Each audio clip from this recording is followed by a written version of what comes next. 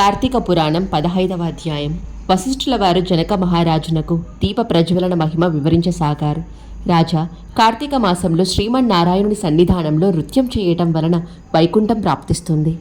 కార్తీక ద్వాదశి నాడు దామోదరుని సన్నిధానంలో దీపమాలలు వెలిగించినట్లయితే వైకుంఠ ప్రాప్తి కలుగుతుంది. కార్తీక శుద్ధ పక్షాన సాయంత్రం వేళ విష్ణార్చన వలన ఇంద్ర పదవి లభిస్తుంది. ఈ నెలంతా విష్ణువు ఆలయానికి పోయేవానికి ఒక్కొక్క అడుగును అశ్వమేధ యాగ ఫలం ఇస్తుంది. దేవాలయానికి పోయి స్వామి దర్శనం చేయనివాడు కాలసూతవం అనే రౌరవ నరకం పొందుతాడు. కార్తీక శుద్ధ ద్వాదశి హరిబోధన అనబడుతుంది. ఆ దినాన నిద్ర మేల్కొంటాడు. ఆ దినాన చేయు పుణ్య కార్యాలు అక్షయ ఫలితాన్నిస్తాయి. ఈ మాసంలో విష్ణుమూర్తిని గంధ పుష్పాదులతోనూ మనోహరులైన ధూప దీప నైవేద్య తాంబూలాలతోనూ బ్రాహ్మణ పురస్కృతుడై ఏమరపాటు లేకుండా పూజించే వానికి కలిగే ఫలితం వర్ణనానితే. తన శక్తిని బట్టి విష్ణు సన్నిధానంలో కానీ శివ సన్నిధానంలో కానీ 1,00,000 వత్తులు వెలిగించినట్లయితే స్వామి సాన్నిధ్య సిద్ధి లభిస్తుంది.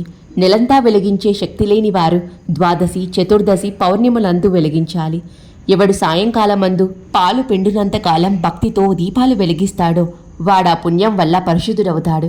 ఆ విధంగా చేయలేనప్పుడు ఇతరులు వెలిగించిన దీపాలలో నూనె పోసి ఆరిపోకుండా చూచినవాడు పాప విముక్తుడవుతాడు. ఈ సందర్భంలో ఒక ఇతిహాసం ఉంది, చెబుతాను విను. పూర్వకాలంలో సరస్వతీ నదీ తీరంలో ఒక పాడుబడ్డ దేవాలయం ఉండేది. అక్కడకు కర్మనిష్ఠుడు అనే యోగి కార్తీక స్నానార్థం వచ్చి ఆ గుడిని చూచి దానిని తుడిచి ముగ్గు వేసి ప్రమిద తైలం సంపాదించి దీపాలు వెలిగించి భక్తితో విష్ణువుకు అర్పించి ఒకవైపున కూర్చుండి తపస్సు చేసుకుంటూ ఉన్నాడు. ఆ యోగి సమాధి స్థితిలో ఉండగా కార్తీక శుద్ధ ద్వాదశి నాడు సాయంకాలం అక్కడికి ఒక ఎలుక వచ్చి స్వామికి ప్రదక్షిణ చేసి మెల్లమెల్లగా ఆ దీపాన్ని చూస్తూ ఒక ప్రమిదలో నూనె లేకపోవడం గమనించి ఆ వత్తిని అక్కడనే చమురుతో ఉన్న ప్రమిదలోకి చేర్చింది. ఆ విధంగా చేర్చిన తర్వాత అక్కడున్న ఆహారం తిని ఆ ఆలయంలోనే చనిపోయే ముందు పూర్వజన్మ ప్రభావం వలన దివ్య రూపం గల పుణ్య పురుషుడయ్యింది. యోగి సమాధి నుంచి లేచి తన ఎదుట కనిపిస్తున్న దివ్య పురుషుణ్ణి చూచి అతని వివరాలు ఇలా అడిగాడు. అప్పుడతడు, మునీంద్ర, నేనొక ఏలుకను. ఈ దేవాలయంలో ఉన్న ఒక కలుగులో ఉంటున్నాను. మూషికత్వం పోయి నాకీ దివ్య దేహం వచ్చింది. పూర్వం నేనెవడిని, ఏ పుణ్యం వల్ల నాకీ దివ్య శరీరం కలిగిందో తెలియదు.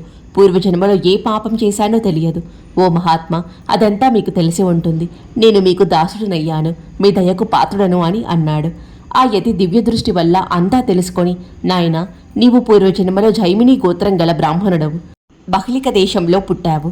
నీకు కుటుంబ పోషణ శక్తి వల్ల స్నాన సంధ్యానుష్ఠానాలు వదిలిపెట్టి బ్రాహ్మణులను దూషిస్తూ వ్యవసాయం చేసుకుంటూ జ్ఞానం లేనివాడవై దైవపూజ చేయక శ్రాద్ధాన్నాంబు తింటూ నిషిద్ధ దినాలలో కూడా రాత్రింబవళ్ళు తింటూ కాకులకు పిశాచాలకు వేసిన బలిని కూడా తిన్నావు. రూపవంతురాలైన నీ భార్య శ్రమ పడకుండా ఉండాలని ఒక దాసీని ఏర్పాటు చేసి దానితో ముచ్చటలు, వేలాకోగలాలు, కౌగిలింతలు జరుపుతూ దానిని పోషించుచూ దాని బిడ్డని ఒక శూద్రునికి విక్రయించి శూద్రుల దగ్గర నుండి పాలు, పెరుగు, మజ్జిగ, నెయ్యి కొంటూ అధిక ధనం సంపాదించి దానిని నేల పాతిపెట్టి మరణించావు. ఆ కర్మ వల్ల నరకాన్ని అనుభవించి తిరిగి భూలోకంలో ఎలకవై పుట్టి ఇక్కడ ఉంటూ సంతోషంగా వేద ద్రవ్యాలు తింటూ అన్ని వస్తువులని పాడు చేస్తూ ప్రతిదినం దిష్టబుద్ధితో పాత్రలోని తైలం అపహరిస్తూ వచ్చావు. అయినప్పటికీ నీ కార్తీక మాసపు రాత్రి ఇంది తరలు పెట్టిన దీపం చల్లారకుండా చూచావు. కాబట్టి ఎలుక రూపము పోయి దివ్య పురుషుడు అయ్యావు. ఇక మీద భక్తి కలిగి వైకుంఠంలో శాశ్వతంగా ఉండగలవు అని అన్నాడు అని వశిష్ఠుల వారు జనక మహారాజులకు వివరించారు.